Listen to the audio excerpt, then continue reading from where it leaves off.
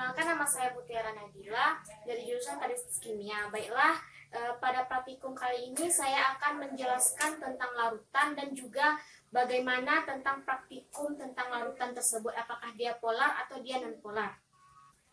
Baiklah, tujuan dari praktikum saya kali ini yang pertama,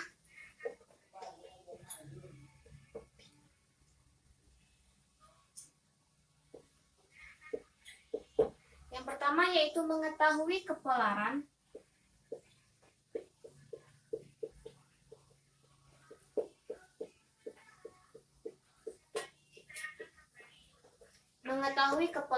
beberapa senyawa.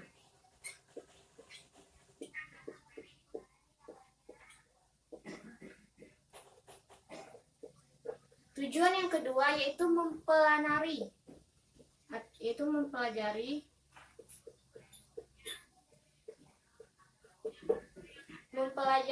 faktor-faktor yang mempengaruhi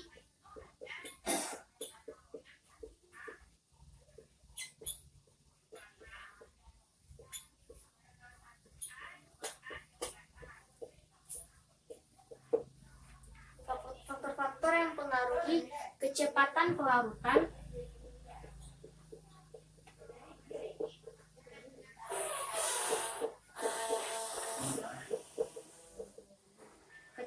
pelarutan dan membuat larutan. Yang ketiga, membuat larutan dengan konsentrasi tertentu.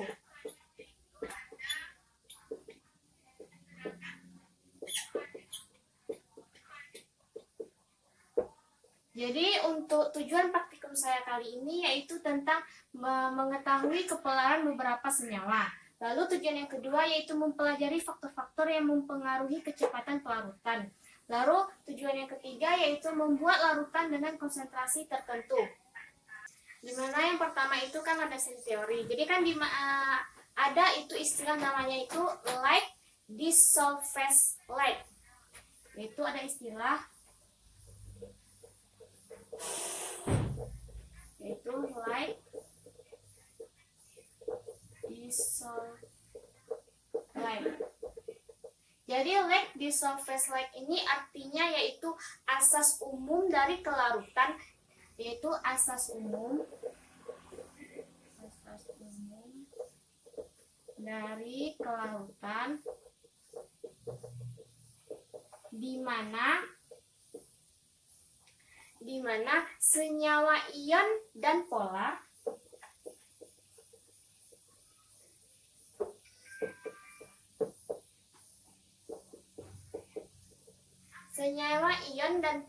larut dalam pelarut polar.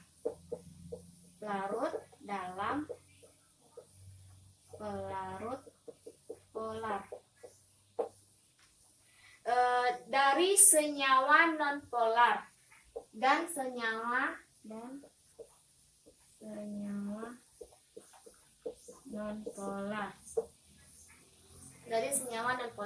Larut dalam pelarut nonpolar.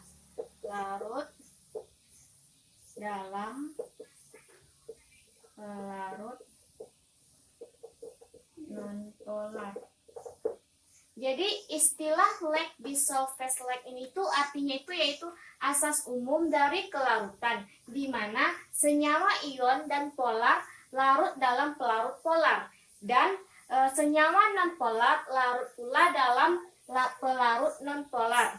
Jadi air kan adalah pelarut polar. Air itu melarutkan senyawa-senyawa ion seperti garam dapur atau NaCl dan senyawa polar seperti gula C12, H22O11. Karbon tetraklorida adalah pelarut nonpolar dan melarutkan senyawa nonpolar. Karena itu karbon tetraklorida bukanlah pelarut garam atau gula. Pelarut nonpolar tidak dapat melarutkan senyawa ion atau senyawa polar. Jadi zat cair yang larut satu sama lain itu disebut saling bercampur. Asas umum light dissolved light ini akan menentukan sifat saling bercampur bila kedua zat cair mempunyai ikatan polar dan saling melarut. dua zat cair yang nonpolar juga larut satu sama lain. Tetapi zat cair polar dengan zat cair nonpolar saling tidak bercampur. Terjadi tolak-menolak satu sama lain dan akan terpisah jadi dua lapisan. Lalu, jumlah zat terlarut dalam sejumlah larutan itu disebut konsentrasi. Konsentrasi yaitu jumlah zat terlarut di dalam sejumlah larutan.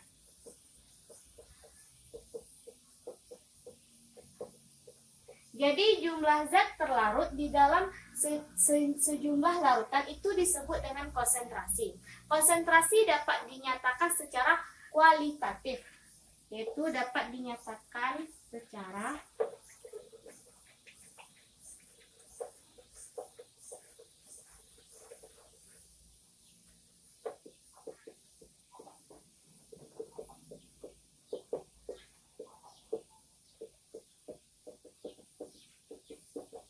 Jadi konsentrasi itu dapat dinyatakan secara kualitatif dengan istilah encer atau pekat.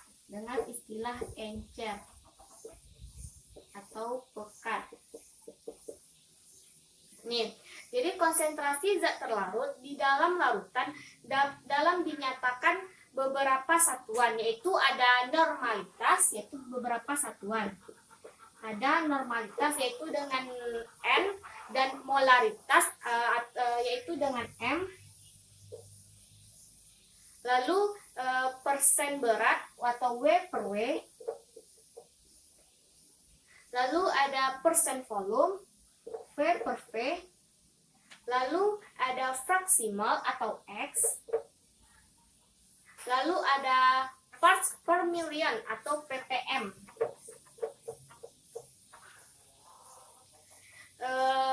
Atau ppm. Lalu di mana kan tadi N itu adalah normalitas. M yaitu molaritas. Sedangkan W yaitu tadi kan persen berat, W per W itu persen berat. Sedangkan V per V itu artinya yaitu persen volume. Persen volume. Sedangkan X yaitu artinya fraksi mol. Sedangkan ppm itu ialah parts per million.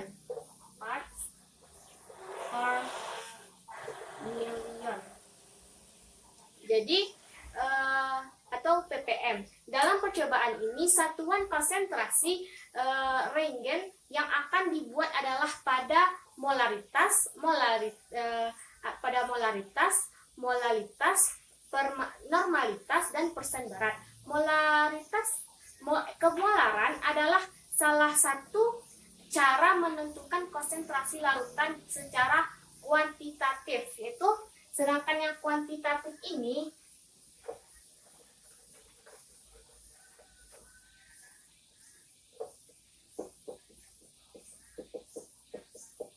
itu dinyatakan dengan kemolaran. Nih, jadi kemolaran itu kan tadi itu adalah salah satu cara menentukan konsentrasi larutan secara kuantitatif. Konsentrasi molar didefinisikan sebagai jumlah mol zat terlarut. Jadi konsentrasi molar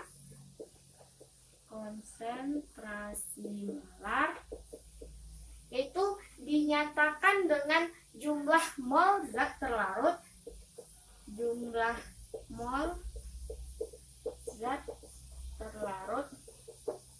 Itu jumlah mol zat terlarut lalu per liter larutan.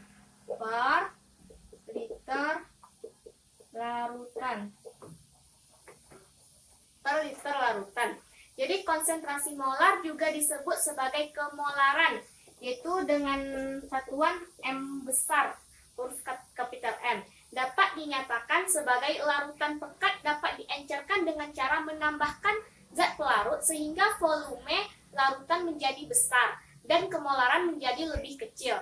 Perhitungan yang digunakan dalam proses pengenceran dirumuskan dengan itu rumus pengenceran.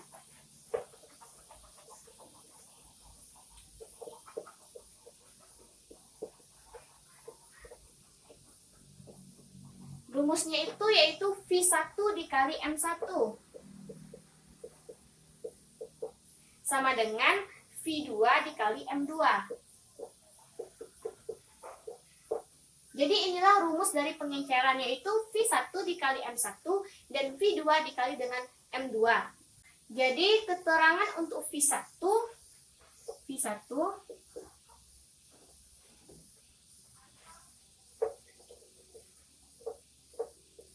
yaitu volume larutan pekat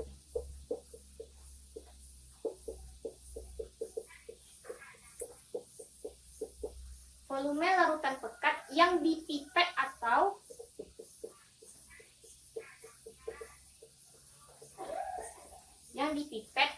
volume larutan sebelum diencerkan.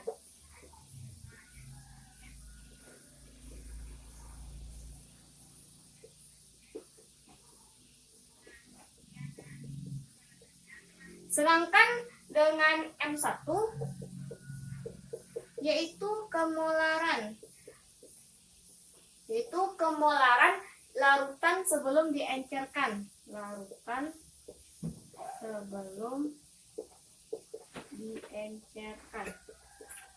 Sedangkan dengan V2 itu ialah volume larutan setelah diencerkan.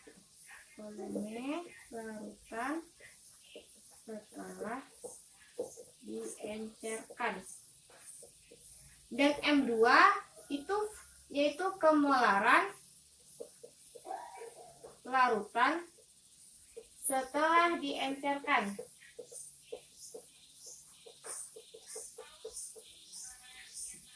Jadi sekarang senyawa polar kan dia mempunyai kutub muatan, yaitu kutub positif dan juga kutub negatif, yaitu akan mudah larut dalam senyawa polar. Misalnya itu ada alkohol, dan semua asam merupakan senyawa polar, sehingga mudah larut dalam air yang juga merupakan senyawa polar.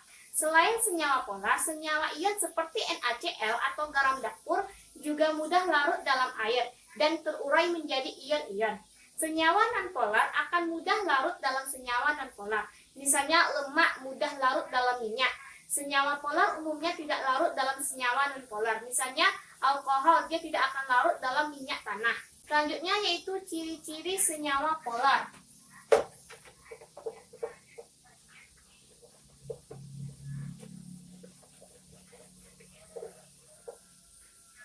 Yaitu ciri-ciri senyawa polar. Jadi ciri-ciri senyawa polar yang pertama itu dapat larut dalam air dan pelarut, itu dapat larut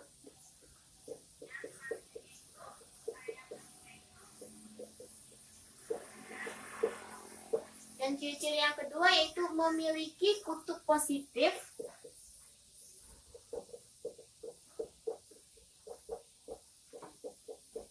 dan juga kutub negatif.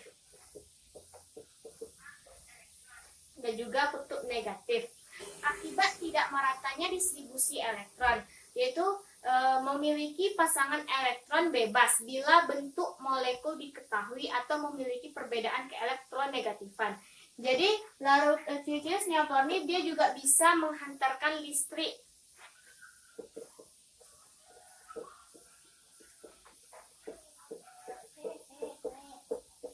Nih. Jadi contohnya itu kan ada alkohol.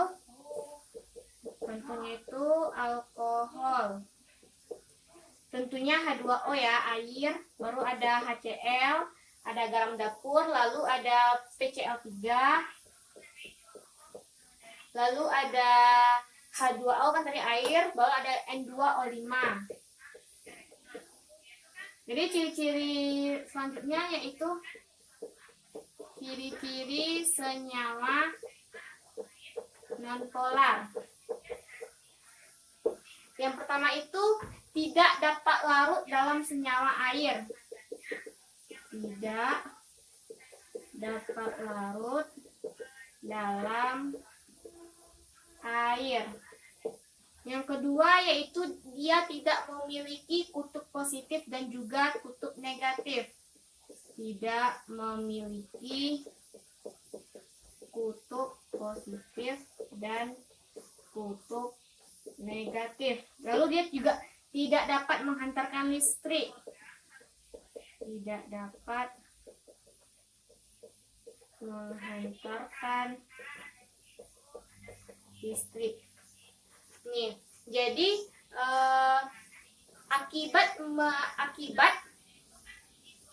akibatnya distribusi elektron tidak memiliki pasangan elektron bebas bila bentuk molekul diketahui atau keelektronegatifannya sama. Jadi contohnya itu ada Cl2. Contohnya Cl2. Lalu juga ada PCl5. PCl5. Baru ada H2, baru ada N2. Jadi inilah ciri-ciri senyawa polar dan ciri-ciri senyawa yang nonpolar. Itu lanjut dengan ukuran kuantitatif titik didih senyawa kovalen atau polar dan nonpolar. Jadi senyawa polar itu lebih tinggi didihnya daripada senyawa nonpolar. Jadi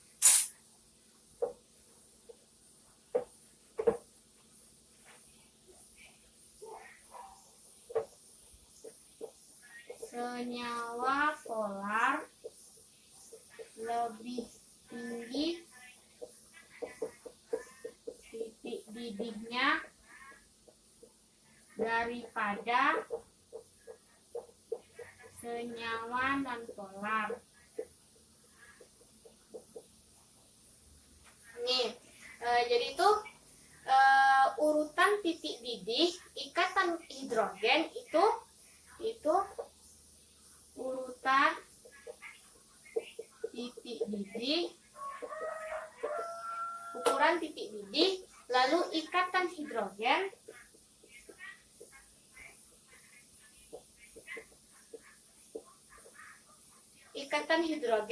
itu lebih kecil dari dipol-pol. Lalu dipol-pol juga lebih besar dari nonpolar.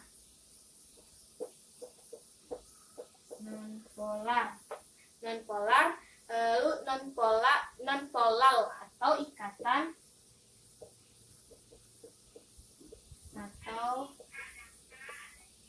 atau ikatan hidrogen. Itu lebih besar dari van der Waals.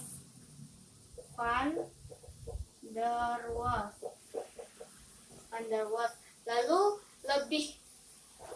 lebih besar dari gaya London.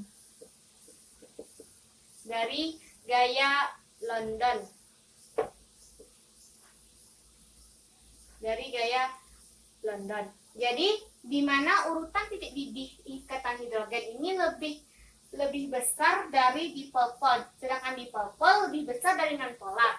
Dan nonpolar atau ikatan hidrogen lebih besar dari van der Waals, lalu lebih besar juga dari gaya London. Lalu selanjutnya bila sama-sama polar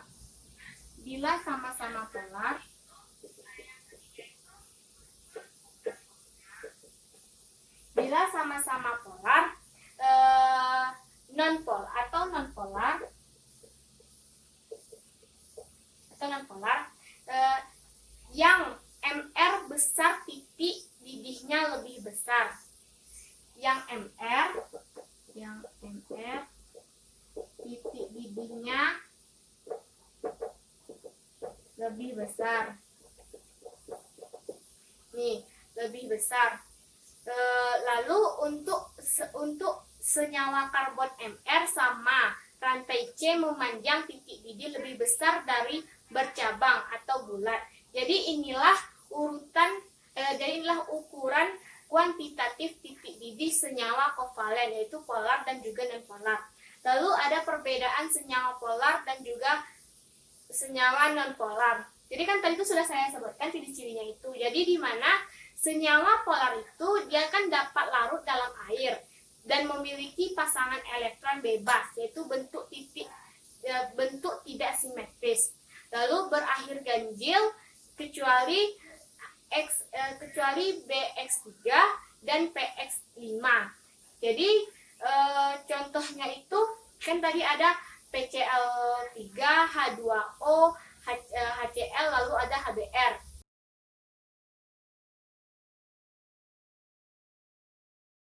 Baiklah, pada kesempatan kali ini saya akan mencoba melakukan praktikum, yaitu menentukan apakah senyawa tersebut polar atau tidak. Di sini saya menggunakan alat dan bahan. Alatnya itu ada penggaris, lalu ada gelas, lalu ada wadah, dan juga ada botol. Lalu di sini bahan-bahannya itu ada solar, lalu ada garam, minyak goreng, ada gula tadi, ada cairan pencuci piring, lalu ada soft detergent, lalu ada air dan air panas. Inilah bahan dan alat-alat yang saya gunakan untuk praktikum kali ini. Lalu langkah yang pertama itu saya menguji kepolaran atau menentukan apakah dia polar atau enggak, yaitu dengan bahan gula. Pertama itu gulanya kita masukkan terlebih dahulu ke dalam gelas.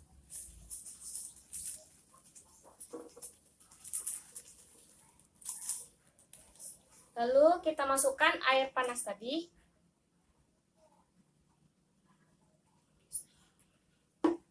Lalu kita aduk.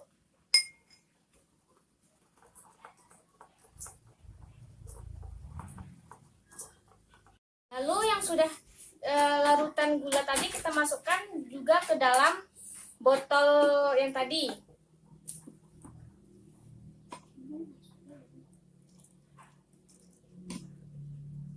Di sini saya menggunakan wadah. Lalu tutupnya kita beri bolongan agar mudah airnya untuk keluar.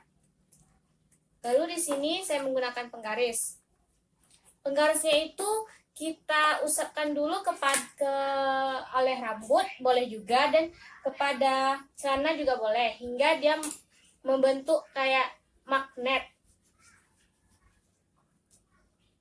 Lalu di sini kita tuangkan dulu larutan tadi.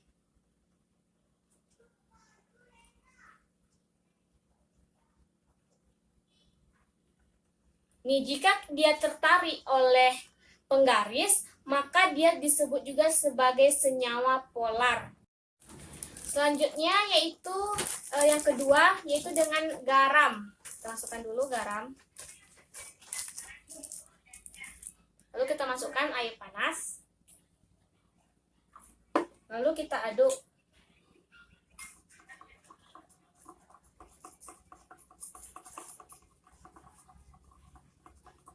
Lalu kita masukkan garam yang sudah dilarutkan ke dalam air tadi. Kita masukkan ke dalam botol.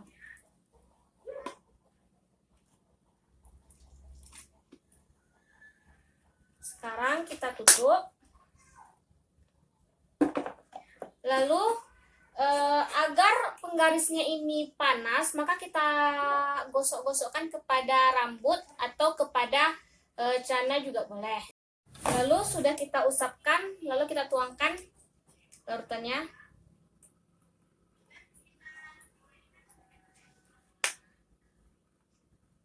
Jika dia tertarik, maka kan tadi tuh dia disebut juga dengan polar. Jadi polar ini tuh dia tertarik oleh penggaris yang sudah digosokkan kepada rambut tadi. Karena polar ini kan dia dapat menghantarkan arus listrik. Selanjutnya yang ketiga itu yaitu ada soft detergent. Lalu kita masukkan ke dalam gelas.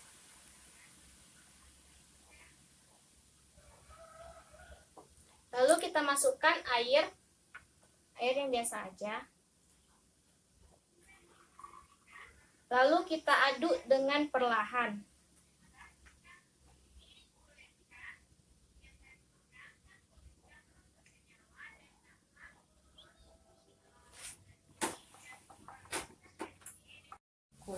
Lalu kita masukkan ke dalam botol.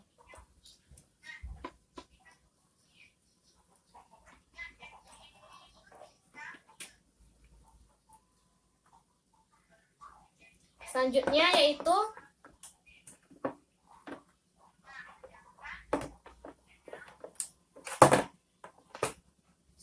yaitu kita tuangkan ke dalam ini dengan menggunakan roll tadi.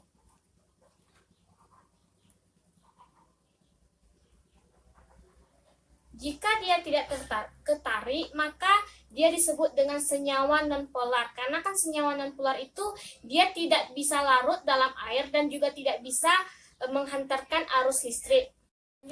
Selanjutnya yaitu dengan bahan pencuci piring atau pencuci piring, yaitu kita masukkan ke dalam gelas.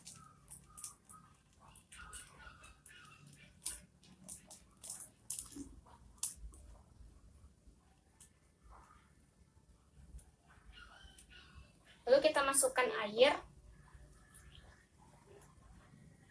Lalu kita aduk.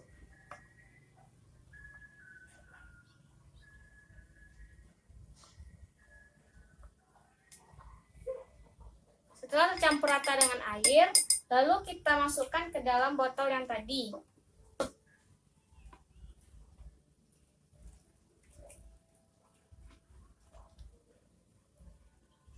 Selanjutnya itu kita tutup. Lalu kita menggunakan roll yang sudah diusapkan kepada rambut tadi itu. Lalu kita siram. Jika dia tidak tertarik, maka dia bukan senyawa polar. Berarti cairan pencuci piring itu disebut juga dengan senyawa non-polar. Yaitu minyak makan atau minyak goreng. Itu kita tuang.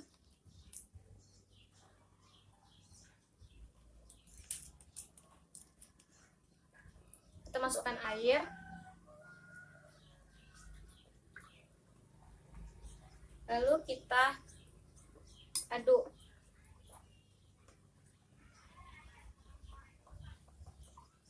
Setelah itu kita masukkan ke dalam botol tadi.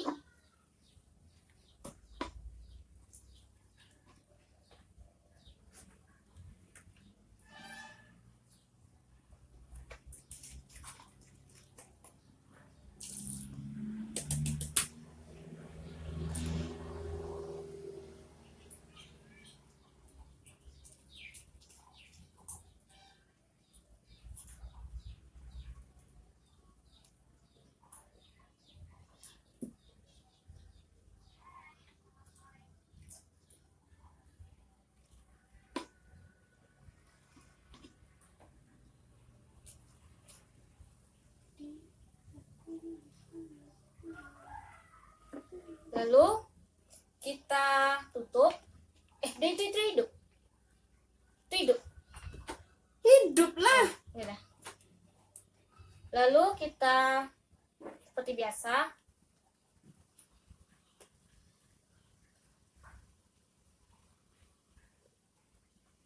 dimana di sini tidak tertarik karena kan emang minyak itu tidak bisa bersatu dengan air.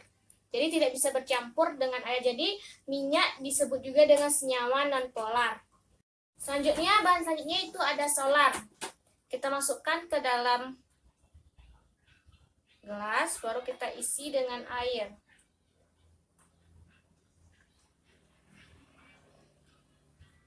Lalu kita aduk seperti ini. Jadi kan solar ini sama dengan minyak yang tadi kita lakukan, tidak bercampur. Lalu kita masukkan lagi ke dalam botol.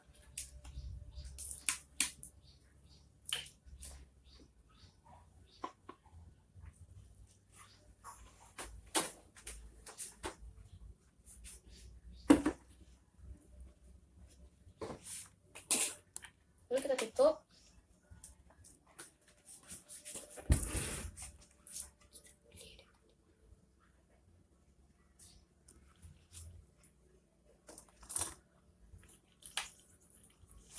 Jadi di sini dimana minyak juga tidak bisa bercampur.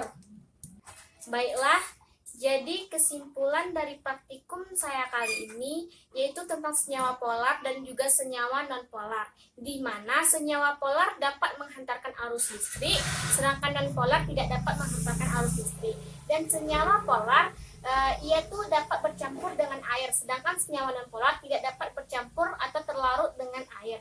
Jadi di sini bahan-bahan yang saya gunakan tadi itu kan ada deterjen atau soft deterjen, lalu ada garam, gula, lalu ada solar, dan juga ada minyak goreng, di mana yang senyawa polar itu hanya garam dan juga gula, sedangkan solar, soft deterjen, lalu ada minyak goreng dan pencuci piring dan cairan pencuci piring itu senyawa non polar karena tidak dapat menghantarkan arus listrik dan juga tidak dapat tercampur dengan air. Baiklah, sampai di sini dapat saya sampaikan. Lebih dan kurangnya saya mohon maaf. Wabillahi taufiq wal hidayah, waridho wa inayah. Wassalamualaikum warahmatullahi wabarakatuh. Dadah.